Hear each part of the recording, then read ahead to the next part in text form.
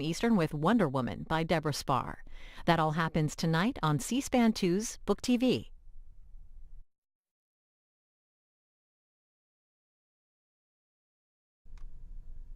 Up next on Book TV, Afterwards, with guest host Craig Whitney, author of Living with Guns, A Liberal's Case for the Second Amendment.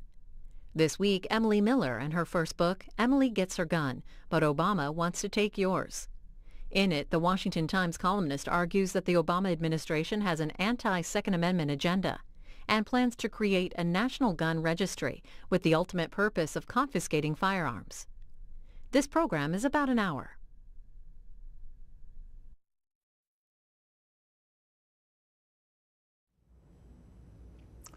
I'm happy to be here with Emily Miller, whose book just came out today.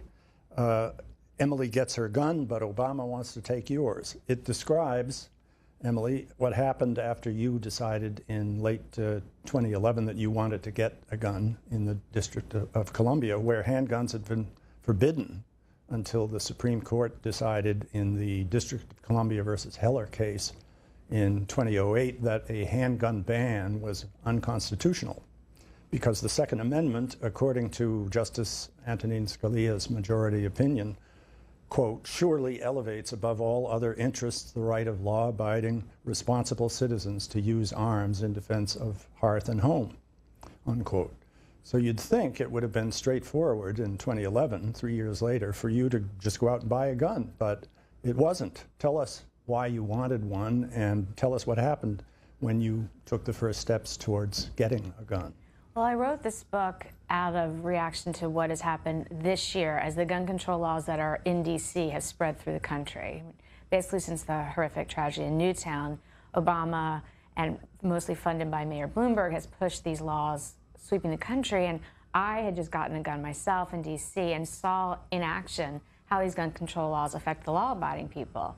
So while it took me 4 months and $435 in government fees to get a gun that I still can't legally take out of my home, in other states you just walk into a gun store and you do an FBI background check and you walk out. So we've got gun crime rising in D.C. In fact, rapes and sexual assaults are up 50% a year ago. Last year, assaults with a gun were up, robberies with a gun were up 20%, assaults with the guns were up. So all these gun crimes are going up, and people like me, the law-abiding, are having trouble getting a gun. And so I wrote this book is because these laws are being spread around the country, and it's not going to do anything to reduce crime. It's not going to do anything to make Americans safer.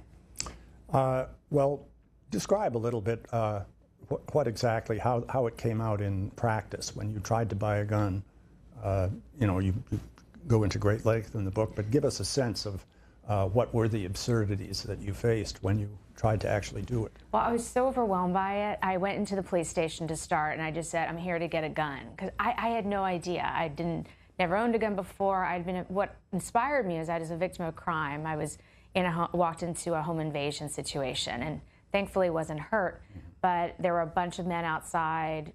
The police say most likely they had done a drug deal and they were trying to get some quick cash. I wasn't hurt, but it woke me up to the fact that if I had surprised them enough or something had happened, I was totally defenseless in my home. So that's what inspired me to do it. And I knew that, obviously as a Washington resident, I knew that the Supreme Court had overturned the 30-year gun ban, but I didn't realize what had happened since then.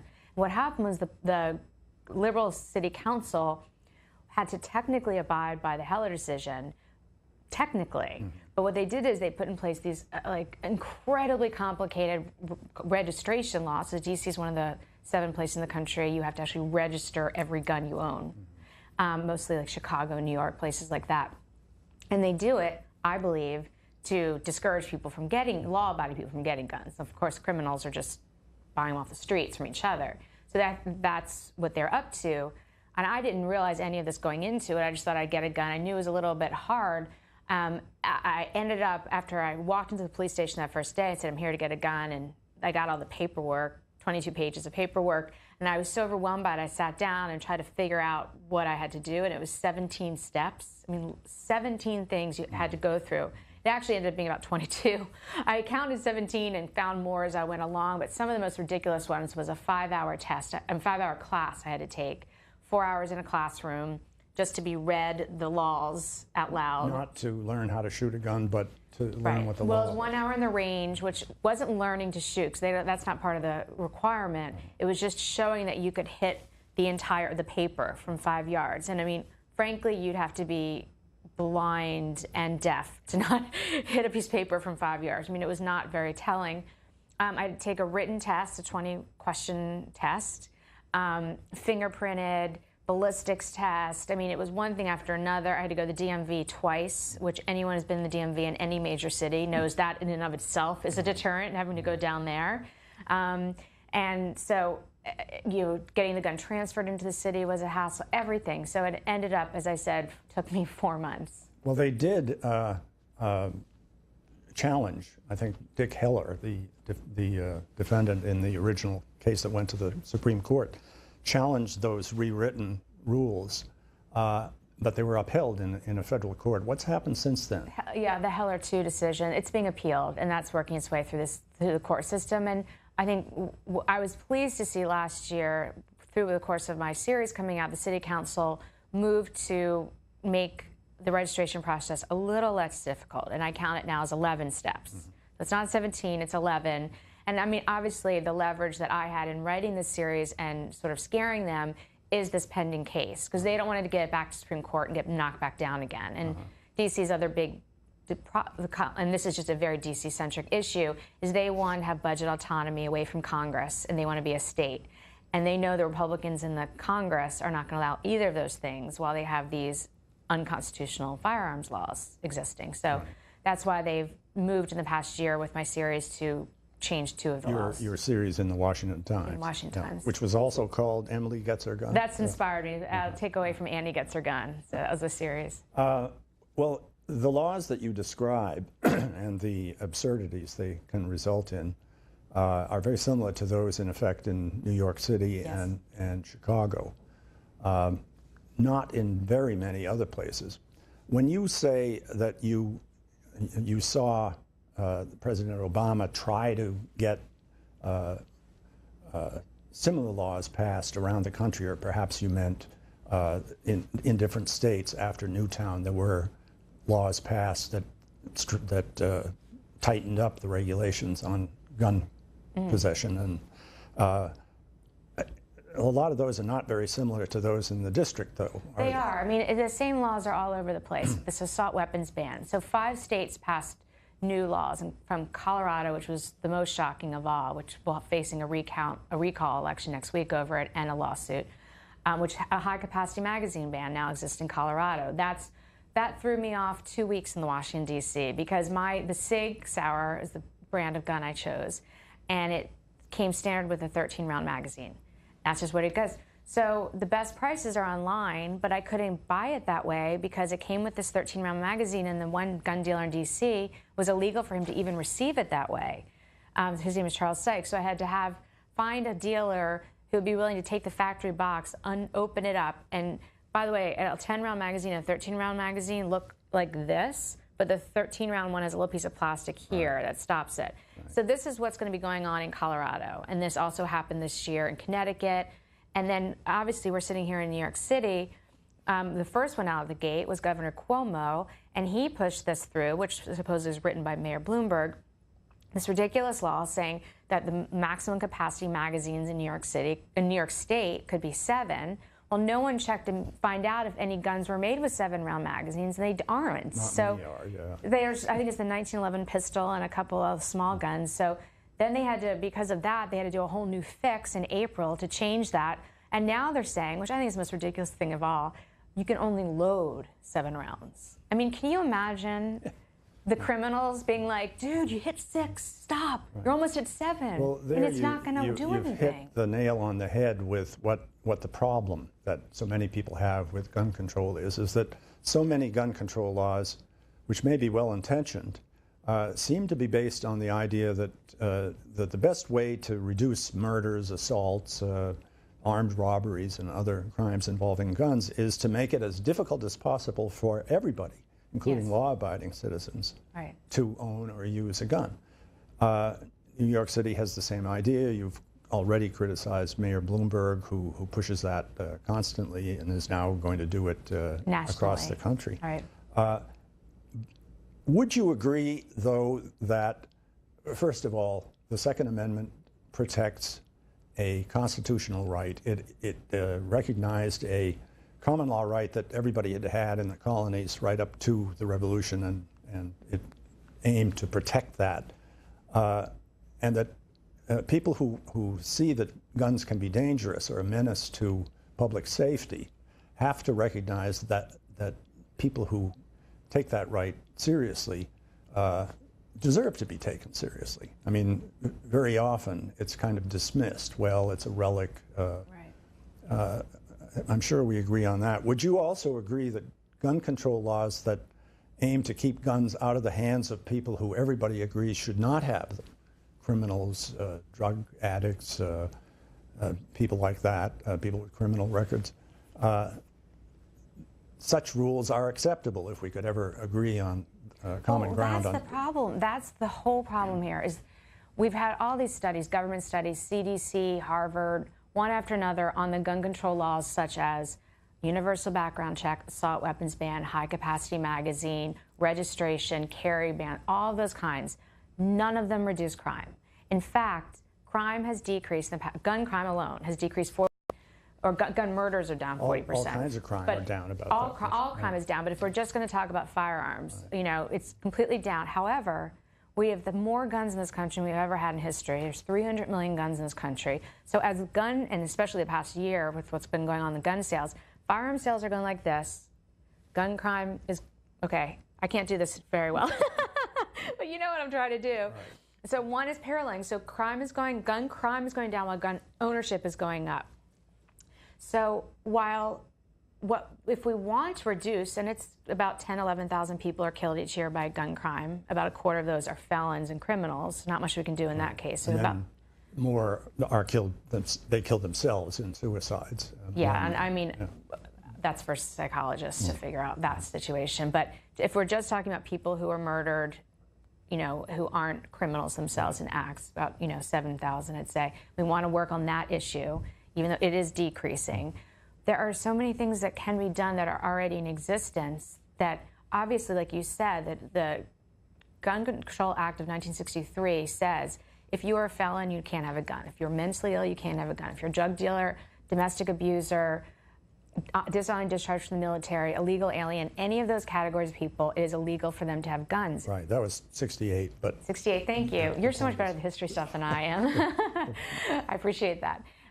So that is, we have these and we all agree. I mean, does anybody want a criminal or a drug addict to have a gun? I mean, the whole point is that the question is, how do we... We all want to be safe. How do we make laws that do that and don't penalize... Well, we have a law that does that. We have a law that says that. It's about making those laws effective and enforcing. I think the biggest solution that needs to be done is getting the mental health records into the NICS system. And NICS is obviously the FBI's background check system. When you go to buy a gun, they do a check and they see if you are in those prohibited categories. The NICS system is the National Instant Criminal Background Check system that applies to sales of guns by federally licensed dealers in gun shops or at gun shows, right? But not to private sales, which might be 10, 15, 20, or even 40%. The estimates range widely. Obama says 40 because that's convenient for him, but that number is one of the things I talk about in my book is such a falsehood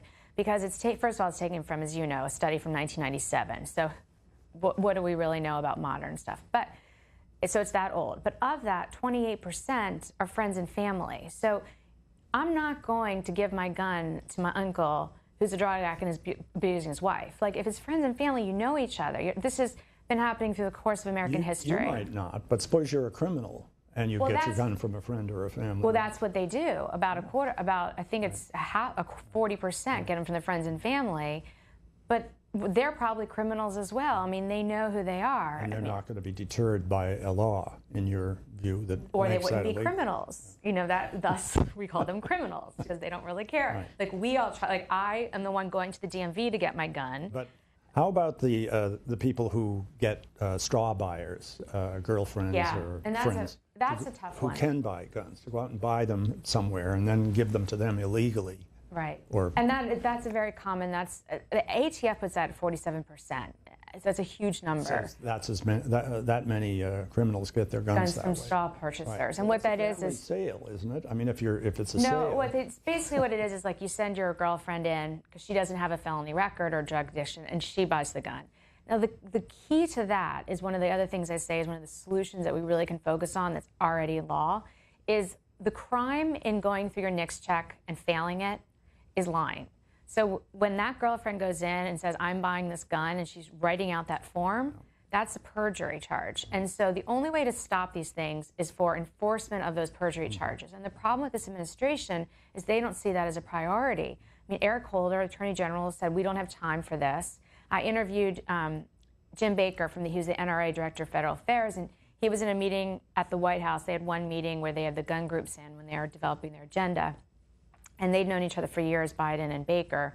And Baker said to the Vice President, with all due respect, prosecutions are down in your administration of these perjury charges, of these NICS fails checks, these NICS denials. You've got to go after this. This is how we get these guys off the streets and stops them. And the Vice President says to Baker, we don't have time to go with these petty charges.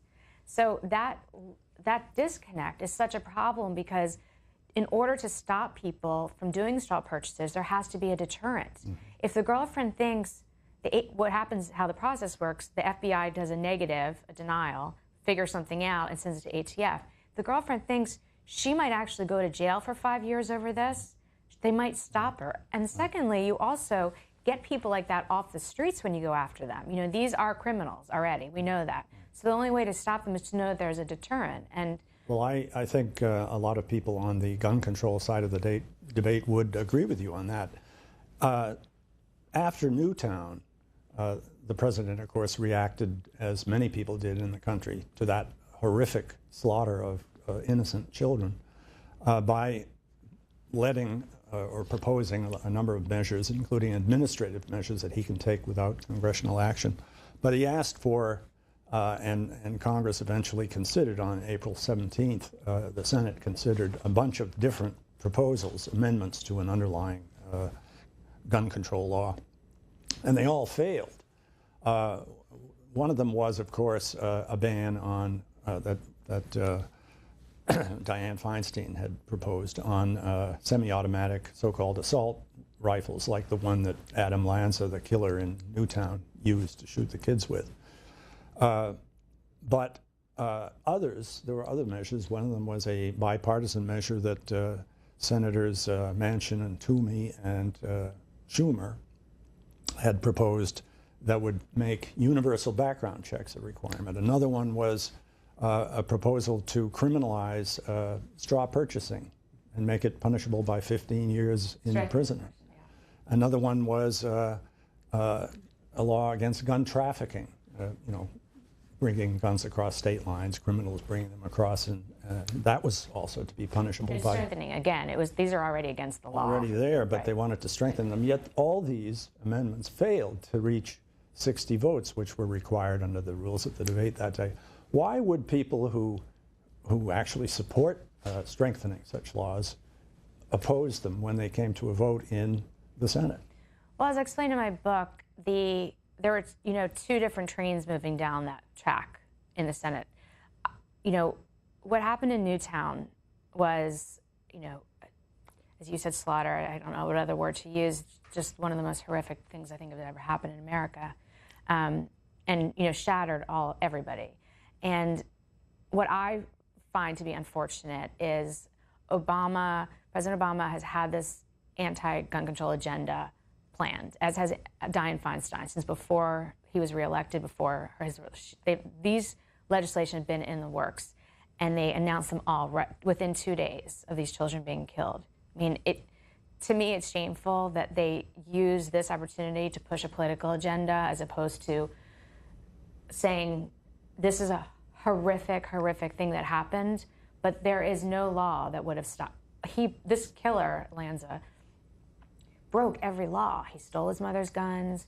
Murdered her. Murdered her. He murdered these children. He went on a gun-free zone school. I mean, if there was a law, he broke it. And so when it came to this time, and Obama pushed this because he really needed to get the momentum, and he had Mike Bloomberg's money behind him. Mike Bloomberg spent $12 million leading up to that election to plastering ads around this country on senators he thought he could switch on his direction. And I sat through all those hearings on the Hill. Not one person on the Democratic side, or I shouldn't say, because it really wasn't split down party lines. It was the Democrats were split and the Republicans were on one side. No one said this law would have stopped Newtown. It never came up because it wouldn't have. So they're exploiting them without saying that we could stop our children from being saved in schools. Exploiting them is one way to look at it. Having a normal human response to a horrific tragedy is another way, isn't it? I mean, give Obama a little credit. He didn't just come out and try to pass a slew of gun laws because it had always been on his agenda. I would dispute that, incidentally. In 48 hours. No, it wasn't so fast. It was on Sunday at the prayer service. He didn't come out with the actual on that Sunday, the shooting was on a Friday. Saturday morning, Bloomberg said, we need to pass an agenda now. Bloomberg said that. Sunday morning at the prayer service, Obama said, I'm going to launch a task force to look at right, which Biden chaired. Why? Took a while, though, didn't it? No, he said I want it within a month. Yeah, but it wasn't 2 days after the tragedy that he switched to politics in 2 days. Instead of letting these kids' bodies are still in school. I mean, this is like, if you're going to strengthen legislation, even some that's already on the books, you've got to do it through politics. How else are you going to get it passed by Congress? Well, I found it shameful because not one thing that was proposed would have prevented those children's deaths. And I agree with you on that. And I think he agrees with that. And that's the kicker to it. None of these measures could have stopped Adam Lanza. Because you've got crazy people. And look, mass shootings, there's another confusion with the public. And I try to clarify that in my book. Mass shootings get media coverage like nothing else. Because they're spectacular and bloody and horrifying. And I think people relate to them more than city crime. Whereas people in the city, urban crime is much more frequent. And that's the big problem, not the mass shootings. Exactly. I agree. But the way the politicians go after these mass crimes and make mass shootings go after them, and the media as well, the public has this misconception that mass shootings are increasing. And the Congressional Research Service did a study this spring, looked at them for the past 10 years, said they're exactly the same. Obviously some years we have, unfortunately, horrifically more, but it's about 18 people a year. And so one of the things, I think it's important for people to know, because, I have my girlfriends come to know that, I'm an expert on this issue, and they're terrified to send their kids to school. And that's going back to what you were saying about the president. And as I would have loved the president to, instead of making it worse and exaggerating and making people more scared, say to the country, this is almost say this is a one-off. I mean, talk to the families, but then if he's speaking to the country, your children are safe. You're not in more danger. First of all, 1/3 of the country's public schools have armed guards already. So those schools we know have a deterrent. And mass shootings are not getting worse. You can go to, if I'm at Aurora, you can go to the movie theaters, you can go to school. Where I'm having all these friends and maybe terrified. then he might have said, and let's get together and talk about things we might be able to agree on that could at least help make these things less frequent. One of them is, two of these are things that Wayne LaPierre of the NRA actually came out and supported after the president made his proposals public. One is armed guards in school, and as you said, a lot of people said, "Oh, that's ridiculous." Just think turning the schools into repositories for guns. How's that going to keep people safe? And yet, as you just said, 1/3 of all schools across the country have armed guards already. And when it's schools of 1,000 or more, which obviously the urban, more dangerous ones, it's in the 60 percentile. And so, Wayne LaPierre made that comment, and the people who were outraged by it were mostly the liberal media. And another comment he made, Wayne LaPierre, was, we've got to do something to improve the way we detect and treat mental illness of the kind that clearly was behind Adam Lanza's actions in Newtown.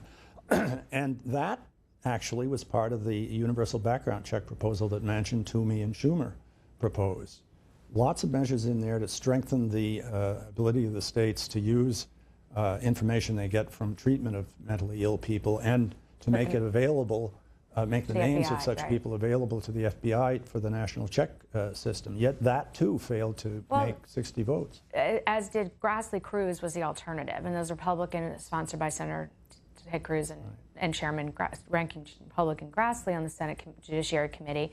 That's the one the Republicans stood behind, and a bunch of Democrats, because it didn't have this universal background check. And the problem with this, you know, I say in my book that universal background check is sort of the assault weapons ban of this year. The assault weapons ban was created by an anti-gun activist deliberately, and we have his own words, Josh Sugarman, saying people will mistakenly think when we talk about assault weapons that there are automatic weapons, meaning the kind you take like in war. Machine guns. He said exactly what he said. They'll think it's machine guns. This is a really great way to make inroads with people because the public will be confused and they'll think they're outlawing machine guns. They'll also wrongly think that machine guns are on the streets. Now you also have the President of the United States all this year, repeatedly, we've got to get weapons of war off the streets. We've got to get machine guns off the streets. He said actually at one point, those poor children in Newtown were killed by semi-automatic, I mean fully automatic guns. He actually corrected himself to mislead. And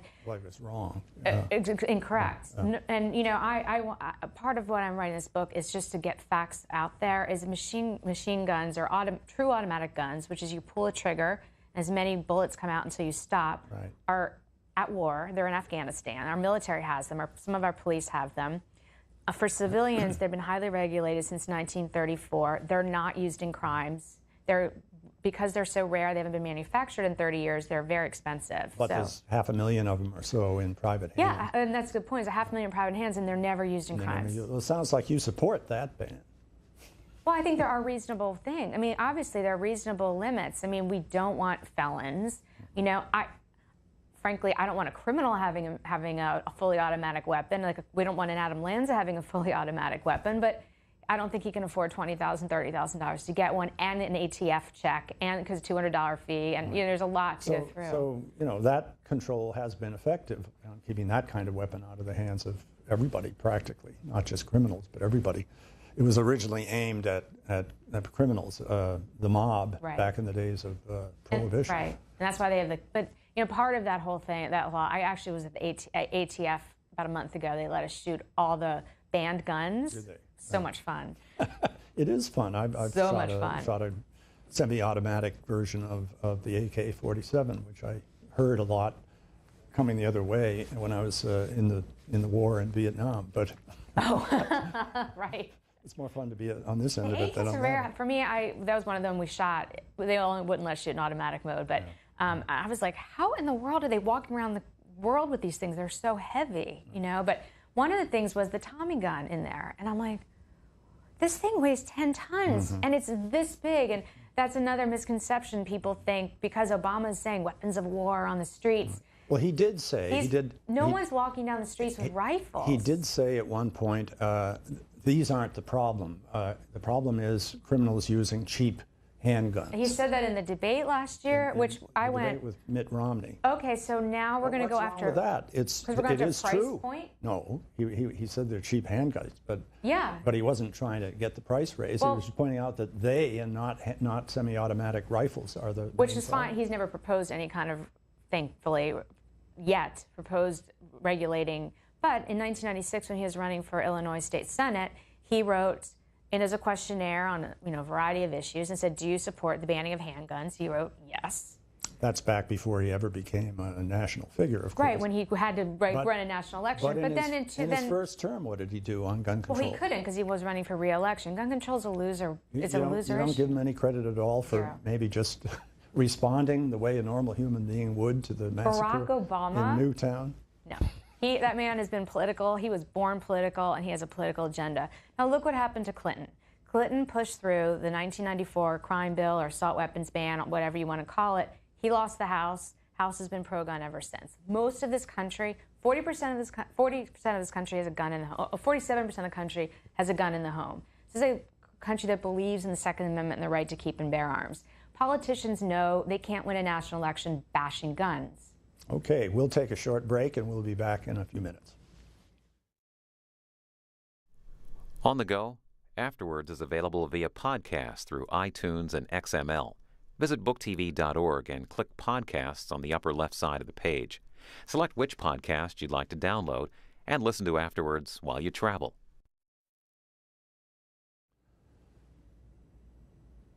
Wayne LaPierre, who was the executive vice president of the NRA, testified before the House Judiciary Committee subcommittee in 1999 for closing the loophole that allows private gun sales not to go through the national instant check system. He said back then, "We think it's reasonable to provide mandatory instant criminal background checks for every sale at every gun show. No loopholes anywhere for anyone." What do you suppose happened to change his mind, and why would you argue now that it's a bad idea to have universal background checks even for private sales? Well, I don't speak for Wayne LaPierre. I'm not a spokesman for the NRA, but I will say why I think the Manchin-Toomey, which we were talking about earlier, amendment could not get 60 votes in the Senate, is because, well, first of all, as you know well, the source of guns for criminals is not through private exchanges generally. This is, they're getting them off the streets, they're getting them in these straw purchases. I mean, what it affects is the law-abiding. And, they use this gun show loophole rigmarole all the time. And they've interviewed, the Department of Justice interviews regularly, polls people in jail, and I guess they tell the truth about where they get their gun. And it's like 1% say at a gun show. And, there's this because calling it the gun show loophole is a misnomer. I agree, because at gun shows there are lots of licensed dealers. Yeah, and at this point I talked to the head of the Gun Show Association, and because ATF has been even more regulating than normal, obviously the last 2 years, it's up to about 90% at gun shows. And I think that gun show loophole is another phrase that was invented to confuse the public, and especially places that culturally there aren't gun shows, they're not used to it, like the Northeast and places like that. And places like for Virginia where they have gun shows all the time, people go and they know it's not like a hotbed of criminals running around shooting each other. But to someone who just doesn't know the issue and is maybe a suburban mom, isn't familiar, it does sound a little bit scary, but it's not a source of criminal guns. And so the reason that they could not get 60 votes in the Senate is because the Grassley-Cruz alternative was a way to, like as we said, strengthen these straw purchasers, get those mental health records into NICS, all these kinds of things, strengthen the prosecutions of the denials, those things that are like solutions that people agree on. Whereas Manchin-Toomey was saying, hey, we live next door to each other, but we're gonna have to drive all the way down the street, find a gun dealer to do an FBI check. And frankly, and I put this document in my book, there's a memo that was written at the Justice Department. I've asked the Justice Department repeatedly who they wrote it for, where it went, but they won't say. The NRA got a copy of it. And in it, it says that background checks, universal background checks, which is their new vanilla term, will not do anything to reduce crime unless we have a registration of all the guns in America, and the public overwhelmingly opposes a universal registration. I think you overstate that. I was drawn to it, and I think it's a good thing that you did publish it in the book so people can see what it says. It was analyzing what universal checks could do, and it says they're insufficient for ensuring that firearm owners remain eligible. You can legally own a gun, but then go commit a bank robbery or something and become ineligible if you're convicted of the crime. And there's not a good mechanism for checking back on people like that. Right. And it does say that most states do not have a registry of firearm ownership, so consequently, it's hard to go back and find out if you're getting the right people, if you're doing universal background checks, barring the right people from guns. But it doesn't anywhere say that we need a federal system, a registration system. Just go down to the very bottom, gun registration, continuous checks. Universal checks are insufficient for ensuring blah, blah, blah. Recovering guns. Next to last paragraph, or last paragraph. Right, recovering guns from those that become ineligible is likely effective. Right. Okay, there's evidence from 3 studies. Let's get through that. At the end, it says. The challenge is implementing. That's it.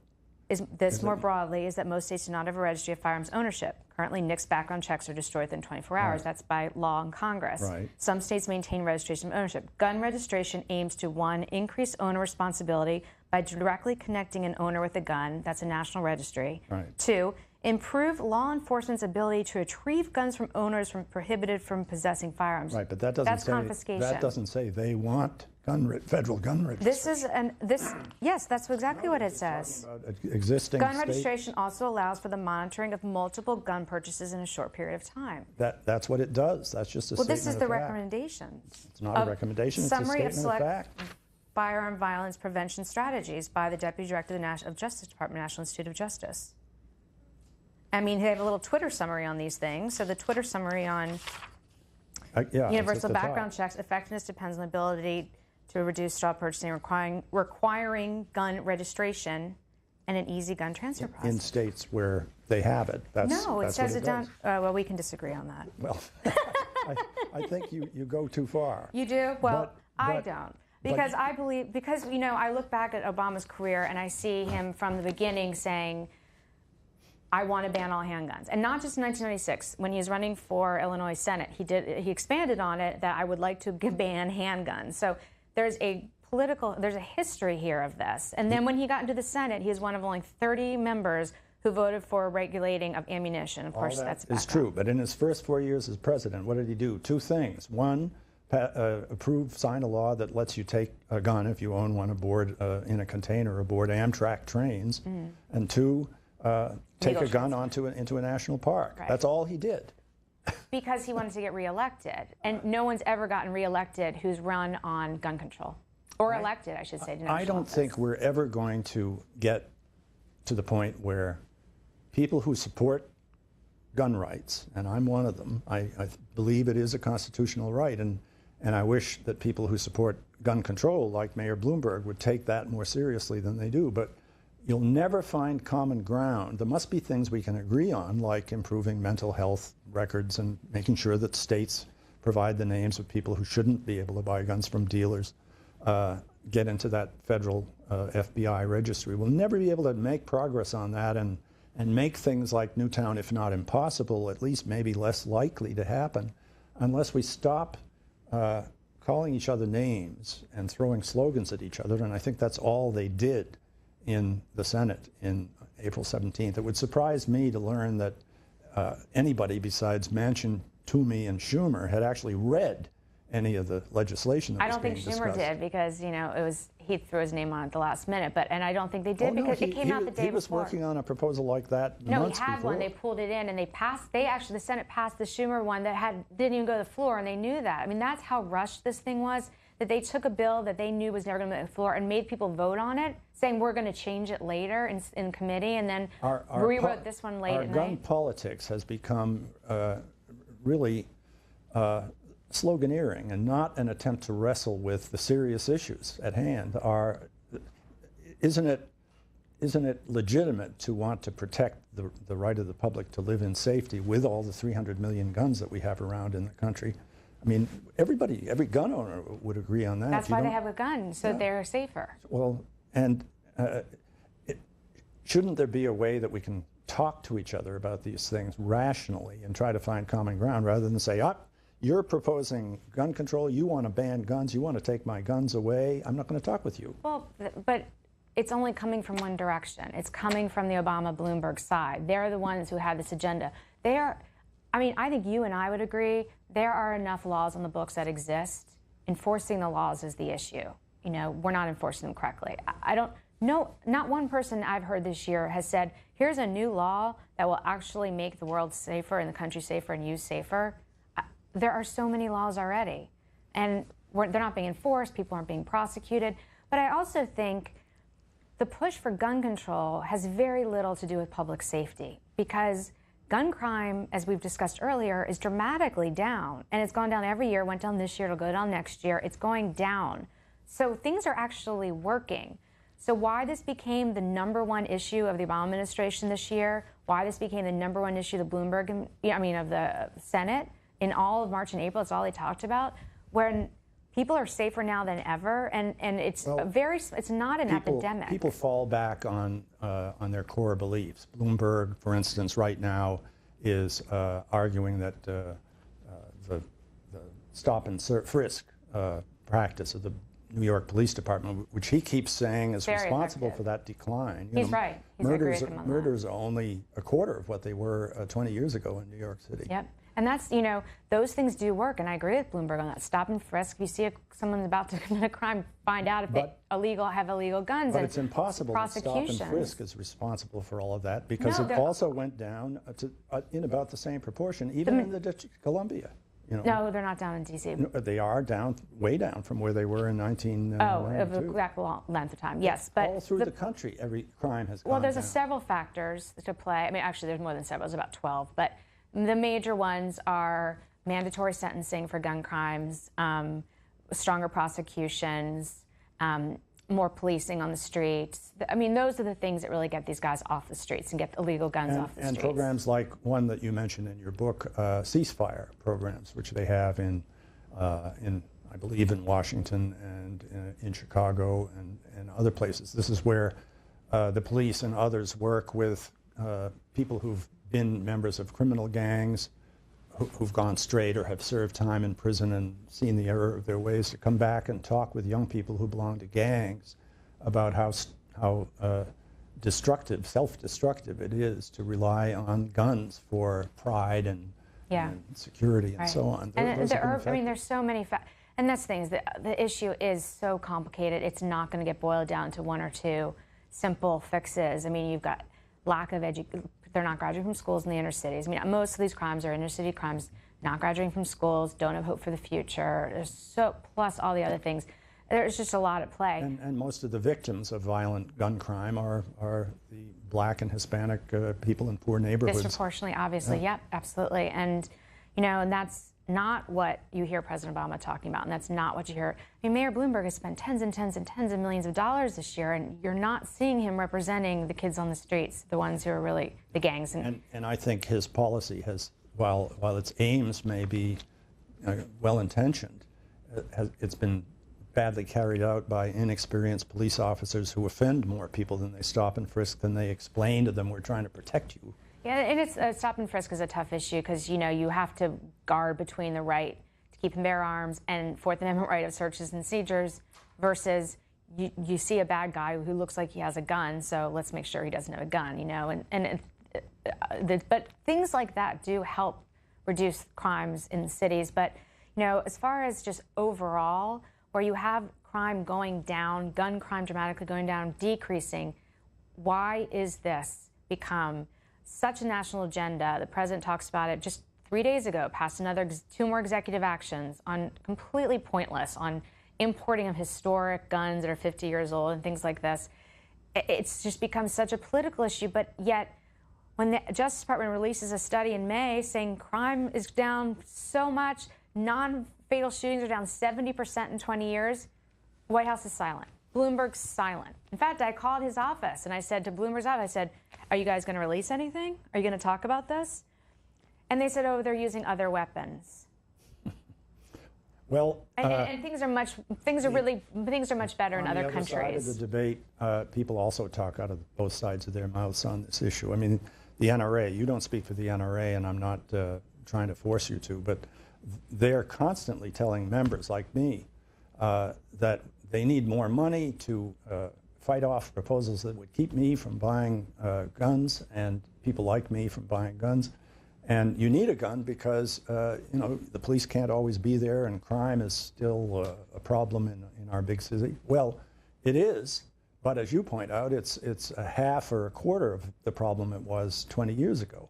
So why keep spreading fear-mongering, basically, about, if not just to sell guns? That's what the gun control people say the NRA is really doing, is selling guns. Right, and I mean, it's such a silly... The person who is selling the most guns in history is President Obama. You point that out in your book. I call him the best gun salesman in history. Exactly. I mean, the gun, I would go through sort of some of the public companies and the private companies. I mean, Remington or, you know, Freedom Group, which is one of the biggest. I mean, their sales are up 56% last year.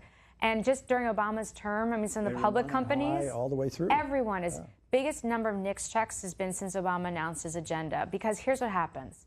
You start to say to people, people love their AR-15s. It's the most popular rifle in America now. I think there's 5 million of them around. And to be clear, in all of the 11,000 or so people who are murdered by firearm each year, there are about 300 murdered by rifle of any kind, whether it has a pistol grip or collapsing stock. It's handguns, basically. It's handguns. Yet, Obama, from day one of this tragedy, we need an assault weapons ban, and then pushed through Dianne Feinstein's bill, couldn't even get 40 votes because everyone knows this has absolutely nothing to do with crime. I think myself that if they hadn't pushed for the ban on semi-automatic rifles, some of these other measures might actually have passed. I think they needed to divide them up.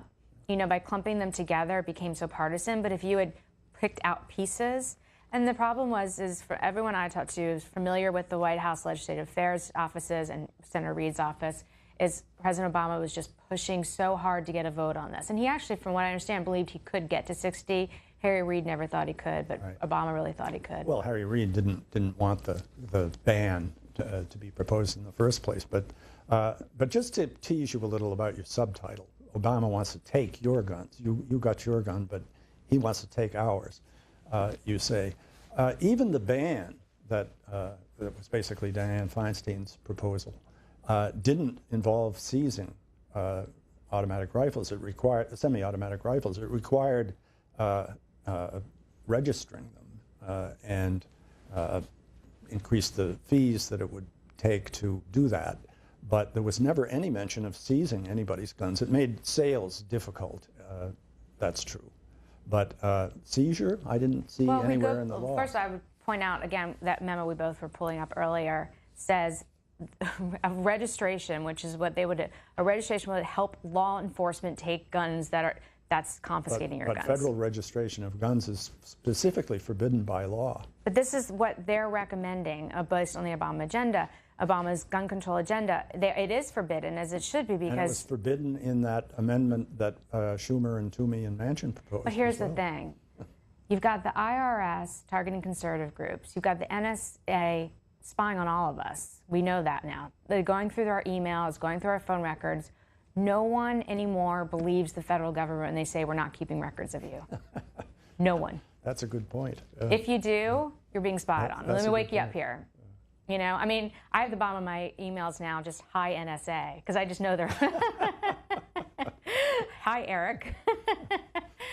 So that's the, you know, we are living in a year, especially this year, when all these scandals come out of how outrageously invasive the federal government is in our privacy. So if you're a gun owner, I'm a gun owner, I am a gun owner, and my gun is registered because Washington, D.C. has this law, so they know about my gun. I have zero doubt that they will like to go back to the ban, and if they go back to the ban, my gun will not be grandfathered in, and they will want to get it back. Well, I'd wonder why they would see any use in going back to the ban. One of the more fascinating figures in your book, and I've forgotten the exact number now, is how few people have gone through the process you did and actually bought and registered guns and handguns in the district since 2008. It's about 1,500 a year. Something like that. Yeah, it's very low. Nothing. And that no crime has been committed with a gun that was legally registered in the district. Because they're all being committed by unregistered illegal guns. The thugs are not going to go through 17 steps. They're not going to take a 5-hour class, which we got eliminated last year. They're not going to, like, can you imagine the criminal being like, I'm sorry, can I go to the police station? I need to take my 20-point question test before I get my gun. I mean, it's just ridiculous. The only people who are doing it are the most law-abiding. And I'll tell you, most people in D.C., because they tell me, normally law-abiding people who have guns don't register them because they don't want the government to know about them. They don't want to go through the hassle. So it's the whole registration, mandatory registration process. First of all, the country opposes it. It's a very unpopular concept because no one trusts the federal government.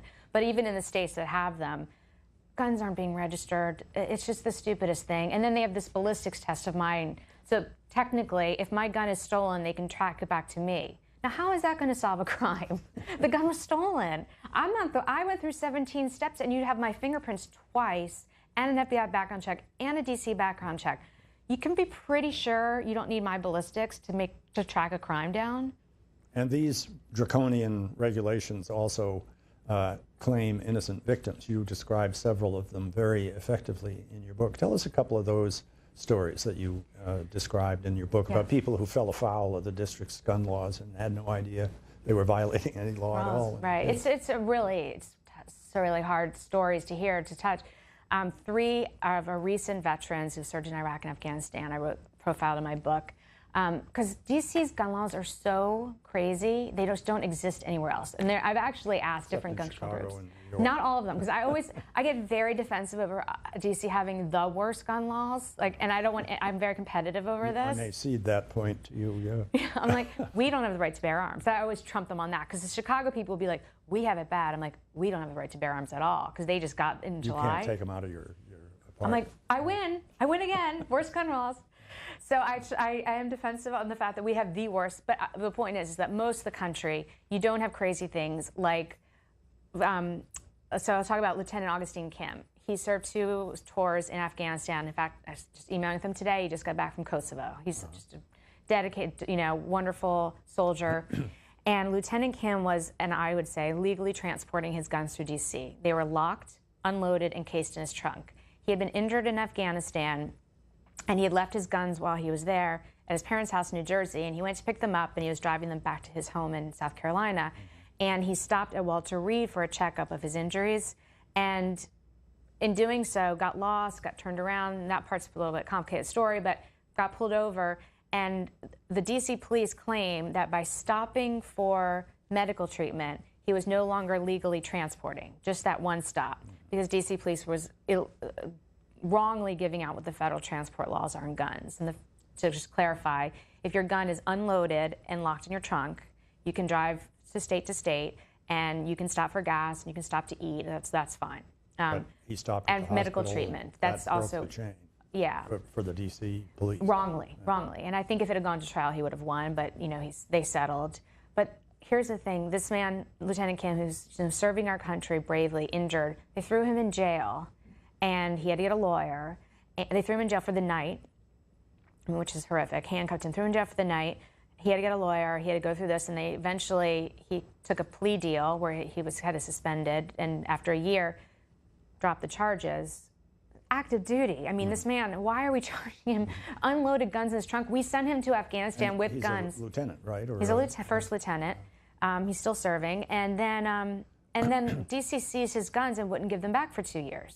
Until I wrote the story repeatedly. Senator Lindsey Graham read my story, called Police Chief Lanier, it's his constituent in South Carolina, is like, give him back his guns today. So after 2 years, Lieutenant Kim got his guns back. And I'll tell you another story, briefly. Sergeant Corrigan, who did not register his guns which is normal in the rest of America, you don't, and his thing was, I can't believe that I would just walk up to the police station and they wouldn't just arrest me, which is very reasonable. I know a lot of people are worried about that. His guns were unloaded, locked and cased in his house, and I go through the whole complicated story of how the police SWAT team barreled into his house and seized him. They put him in jail for 2 weeks. 2 weeks. He had served in Iraq. He actually had some PTSD symptoms from Iraq and couldn't sleep. I mean, what are we doing? These aren't dangerous people. These are people that we give guns to go across the world and protect us and protect freedom. And Specialist Meckler, the other story I go to, he was thrown in jail for possessing rounds of ammunition, no gun, because these are the laws. And I'll tell you, I talk a lot to the rank and file police in the union, and Chris Bowman, who's head of the union of the police in D.C., I talk to him frequently. He's in my book. They do not support any of this. They do not support these laws. And if you look nationally, Police One did a survey of 15,000 law enforcement. 85 to 95% of all of Obama's gun control agenda are opposed by law enforcement. The reason is because they're doing things like wasting time chasing out a Specialist Meckler or chasing down Sergeant Corrigan when they could be going after the actual criminal who just mugged the girl walking down the street with a gun, or just, knocked her to the ground. I mean, law enforcement opposes all of these things. And, as well as many times as Obama has press conferences with police standing behind him, the police are not standing behind him because they support this. Those are the appointed police chiefs of big cities who are appointed by these liberal mayors. They are not these law enforcement, the real guys on the streets who are going, as Officer Bowman says to me, Emily, do I want to chase you because your 13-round SIG has a 10-round mag, or do I want to go after the guy who just shot someone on the corner? This is why law enforcement is not supporting these measures.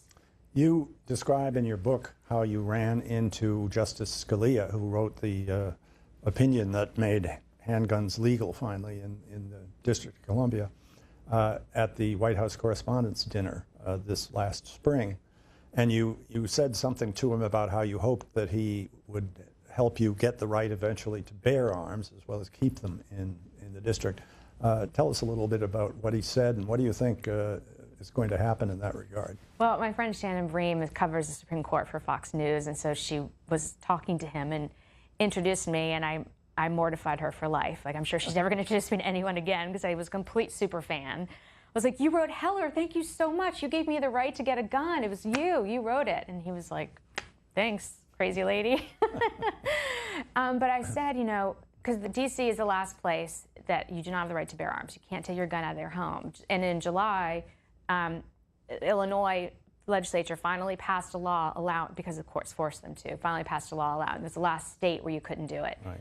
And so I said, are you going to bring up we call them, a carry case or bear case in the near term? Because look at this court, it's a 5-4, we still have the Heller majority, but until you guys make a decision, places like D.C. aren't going to do this. And I'll also say, I didn't say it then, but to him, but all through this country, all 5 of these states that have passed gun control this year are all facing lawsuits. New York, Connecticut, Colorado. And they're all going to wind their way up to the Supreme Court, I have no doubt, because limiting what you can carry has not been decided yet by the court. So those are 2 things that I just am very hopeful it happens while the majority is still a pro-gun majority. And so I just asked Mr. Justice Scalia if he was taking care of himself, if he was exercising regularly. And then Shannon pointed to he said he was laughing nuts, and he said he was, and then she pointed to his tuxedo pocket where he had a cigar, and she was like, what is this? And he said, only on special occasions. And I was like, Mr. Justice, we need you healthy. To get to the point where we can talk with each other across the divide that divides people who support gun rights and people who support gun control, to get them to talk to each other about things we could agree on that might make it safer to have all the guns we have, takes, I think, a recognition by each side that the other holds its views seriously. It isn't just in it for the politics or political advantage. But, when you react to a Newtown by saying there must be something we can do, pass a law of some kind. Right. And everybody feels that. Isn't that universal? It's not just politics. It's a human response. I totally agree with you on that point. I mean, it's so universal. I mean, all I want to do is think of a way to protect those children. I mean, we all want to do something. That is human nature. It's like, let's do something. What can we do to stop this from ever happening, and how can we protect our children? And I mean, I was a Sunday school teacher in his 1st grade, so I've been in that classroom. I know that age group.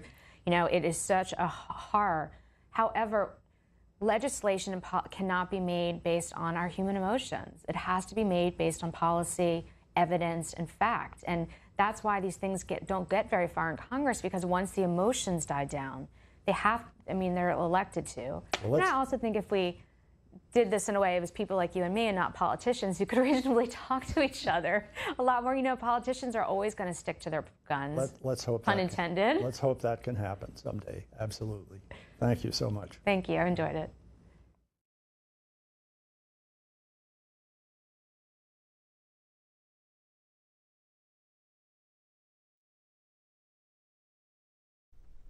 That was Afterwards, Book TV's signature program in which authors of the latest nonfiction books are interviewed by journalists, public policymakers, legislators, and others familiar with their material. Afterwards airs every weekend on Book TV at 10 p.m. on Saturday, 12 and 9 p.m. on Sunday, and 12 a.m. on Monday. You can also watch Afterwards online. Go to booktv.org and click on Afterwards in the Book TV series and topics list on the upper right side of the page.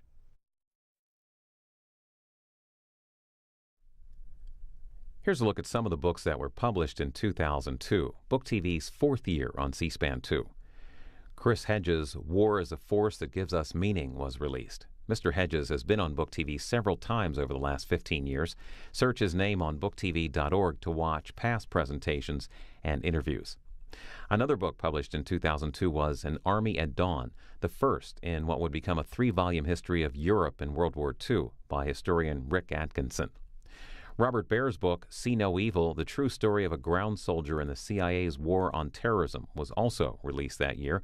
The book chronicles Mr. Baer's 20-plus year career as a CIA operative. And Samson Davis, George Jenkins, and Ramek Hunt published their book, The Pact, 3 Young Men Make a Promise and Fulfill a Dream. They recounted their pact to become doctors on Book TV in 2002. Our motto was that even Eastern with Wonder Woman by Deborah Spar. That all happens tonight on C-SPAN 2's Book TV.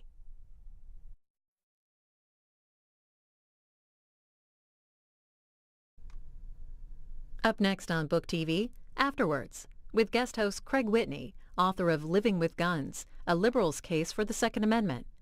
This week, Emily Miller and her first book, Emily Gets Her Gun, But Obama Wants to Take Yours. In it, the Washington Times columnist argues that the Obama administration has an anti-Second Amendment agenda and plans to create a national gun registry with the ultimate purpose of confiscating firearms. This program is about an hour.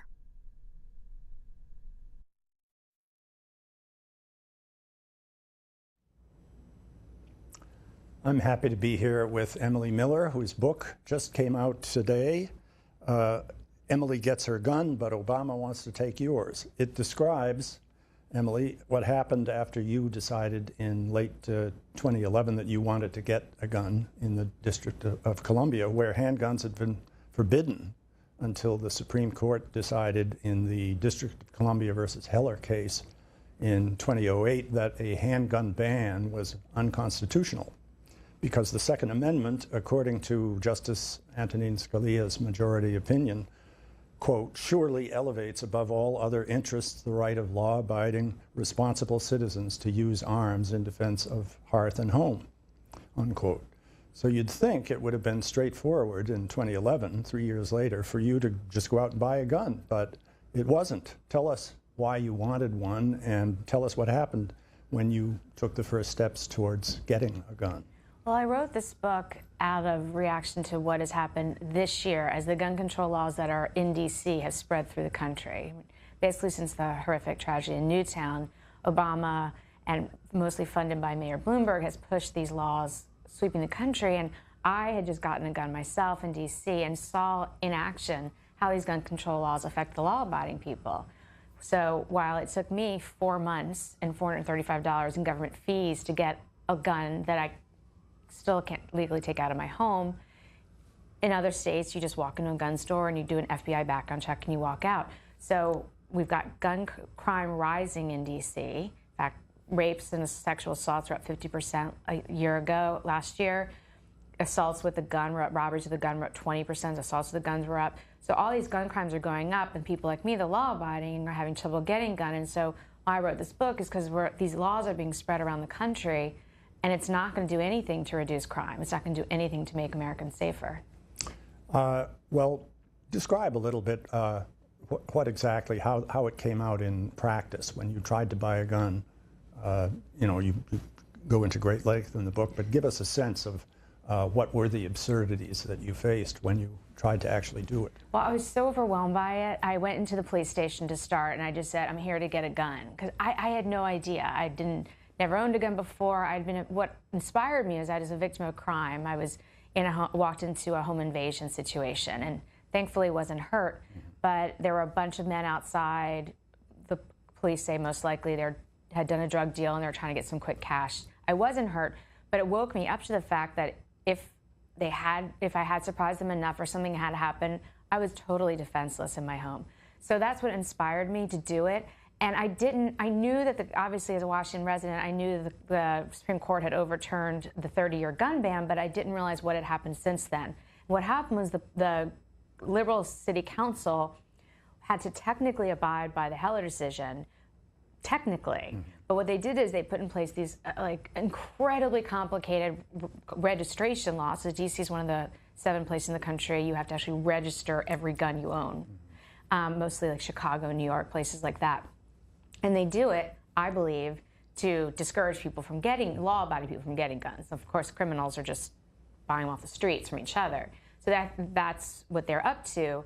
And I didn't realize any of this going into it. I just thought I'd get a gun. I knew it was a little bit hard.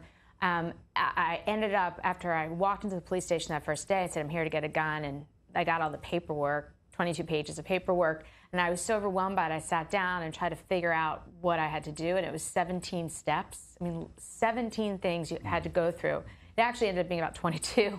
I counted 17 and found more as I went along, but some of the most ridiculous ones was a 5-hour test, a 5-hour class I had to take, 4 hours in a classroom, just to be read the laws out loud. Not to learn how to shoot a gun, but to learn what the law is. Well, it was 1 hour in the range, which wasn't learning to shoot, because that's not part of the requirement. It was just showing that you could hit the paper from 5 yards. And I mean, frankly, you'd have to be blind and deaf to not hit a piece of paper from 5 yards. I mean, it was not very telling. I'd take a written test, a 20-question test, fingerprinted, ballistics test. I mean, it was one thing after another. I had to go to the DMV twice, which anyone who's been in the DMV in any major city knows that in and of itself is a deterrent, having to go down there. And so getting the gun transferred into the city was a hassle, everything. So it ended up, as I said, took me 4 months. Well, they did. They are. I mean, the same laws are all over the place. This assault weapons ban. So 5 states passed new laws, and from Colorado, which was the most shocking of all, which will be facing a recall election next week over it, and a lawsuit, which a high-capacity magazine ban now exists in Colorado. That threw me off 2 weeks in the Washington, D.C., because the Sig Sauer is the brand of gun I chose, and it came standard with a 13-round magazine. That's just what it does. So the best prices are online, but I couldn't buy it that way because it came with this 13-round magazine, and the one gun dealer in D.C. was illegal for him to even receive it that way. His name is Charles Sykes, so I had to find a dealer who would be willing to take the factory box, open it up, and by the way, a 10-round magazine and a 13-round magazine look like this, but the 13-round one has a little piece of plastic here that stops it. Right. So this is what's going to be going on in Colorado, and this also happened this year in Connecticut. And then, obviously, we're sitting here in New York City. The first one out of the gate was Governor Cuomo, and he pushed this through, which supposedly was written by Mayor Bloomberg, this ridiculous law saying that the maximum capacity magazines in New York State could be 7. Well, no one checked to find out if any guns were made with 7-round magazines, and they aren't. Not many are, yeah. I think it's the 1911 pistol and a couple of small guns. So then they had to, because of that, they had to do a whole new fix in April to change that. And now they're saying, which I think is the most ridiculous thing of all, you can only load 7 rounds. I mean, can you imagine the criminals being like, dude, you hit 6, stop. Right. You're almost at 7. Well, and it's not going to do anything. You've hit the nail on the head with what the problem that so many people have with gun control is that so many gun control laws, which may be well-intentioned, seem to be based on the idea that the best way to reduce challenge, I think Dick Heller, the defendant in the original case that went to the Supreme Court, challenged those rewritten rules, but they were upheld in a federal court. What's happened since then? Yeah, the Heller 2 decision, it's being appealed, and that's working its way through the court system. And I think I was pleased to see last year, through the course of my series coming out, the City Council moved to make the registration process a little less difficult, and I count it now as 11 steps. Mm-hmm. It's not 17, it's 11. And I mean, obviously, the leverage that I had in writing this series and sort of scaring them is this pending case, because they don't want it to get back to Supreme Court and get knocked back down again. And DC's other big, and this is just a very DC-centric issue, is they want to have budget autonomy away from Congress, and they want to be a state. And they know the Republicans in the Congress are not going to allow either of those things while they have these unconstitutional firearms laws existing. So that's why they've moved in the past year with my series to change 2 of the laws. Your series in the Washington Times. In Washington Times. Which was also called Emily Gets Her Gun. That's inspired me. Take away from Annie Gets Her Gun as a series. Well, the laws that you describe and the absurdities they can result in are very similar to those in effect in New York City and Chicago. Not in very many other places. When you say that you saw President Obama try to get